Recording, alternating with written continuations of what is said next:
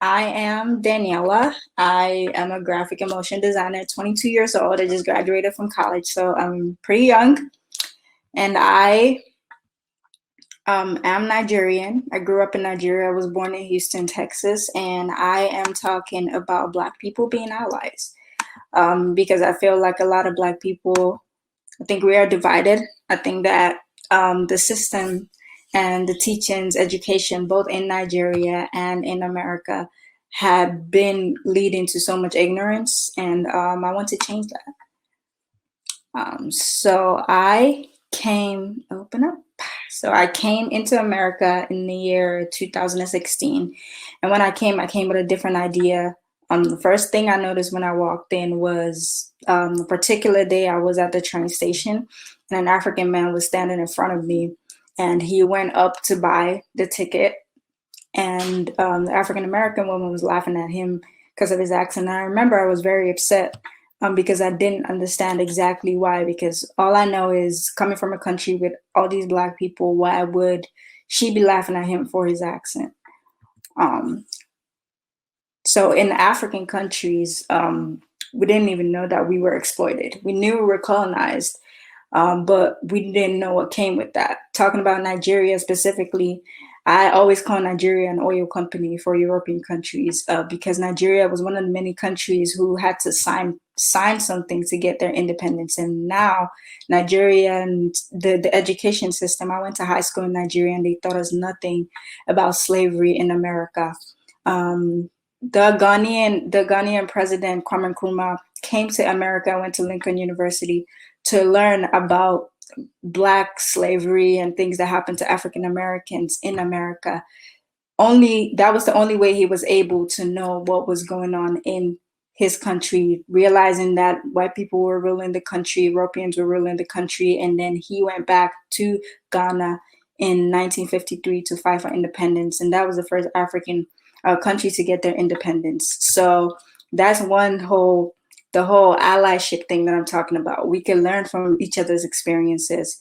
So with regards to Black people, the media had taught us to see each other as different. I see on TV every time when they talk about Africans and then they show us as poor people who need food and money.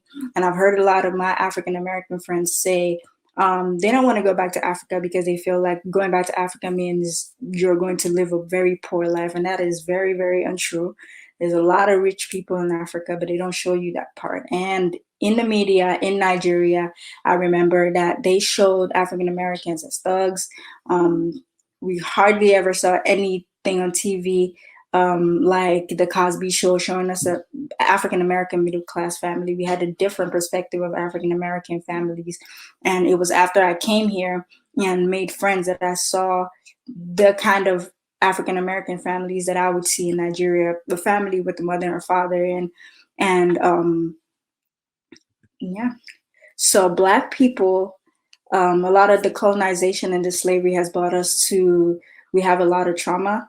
Um, a lot of Black people are feeling unworthy, especially in America. Feel like there's no point in trying, and we have no drive, and there's people feeling hopeless. And I just wanted to encourage people because I believe that everybody has a gift, and we're supposed to share our gifts with other people. Um, we all have a gift, and sometimes our gift is linked to our purpose, and God's will for you is in your purpose. Um, 5 things that I think that every Black person must have that I don't think a lot of Black people have is first confidence, humility, audacity, and be inquisitive and fearless. You're allowed to go and like look for things that are higher than you, especially some Black people who live in places like North Philadelphia who feel like because of class they can't attain these things. But if you have these things, you can get to greater heights. I feel like the seed of fear is planted in our race, and I think that God has an idea for us that's bigger than we see in ourselves. A lot of people do not see themselves as big. A lot of Black people do not see themselves as bigger. So I think more Black people should see themselves as bigger because God has that idea for us. And sometimes you don't even have to know what it is. Just move and believe. No is not a reason to give up. This one is very important because a lot of Black people are going to hear no in your life. I've heard no a lot of times. I'm still hearing no today. I know a lot of Black people who have given up because they feel, oh, I'm Black, it's going to be harder for me, so I don't want to try. They're always going to tell me no, but keep trying. And there's somebody who is going to say yes to you. Instead of compete and try to build a community, I think that Black people have not built as much of a community as we should build. I think that we are still fighting over whose pain is worse. And I think that we should build a community. Not every Black person in the higher sector is going to shut you out, because a lot of people say Black people in higher sectors will shut me out. They wouldn't respond to me. They wouldn't help me. They feel like they're too busy and all that. But not everybody is going to do that. There's people who want to do that. This is something that I drew because this is what I see when I think about Black people, because I actually feel like we're busy fighting each other and we're not fighting the system that's oppressing us and putting us down. But if we come together, we're going to do a lot of stuff. So research, understand the plot that was made to destabilize Black people and work around it. Thinking out of the broken box is basically working around that system. We don't have to sit in unfair. It is obvious that the slavery, colonization, exploitation, discrimination, and murder, and all the stuff that's been done to Black people is unfair. And a lot of us are sitting in unfair, but we don't have to sit in unfair. So a few questions I have is a lot of people are looking at things through the lens of fear as well.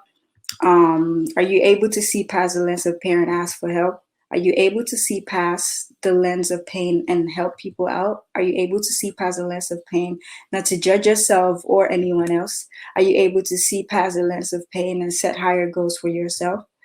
Life is like a book, and colonization was part of my story. Slavery was a part of yours. All of our sufferings are intertwined in each other.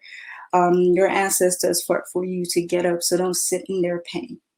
And don't sit in yours either. Being Black doesn't mean you can't attain success. It just means that it's going to be more difficult for you.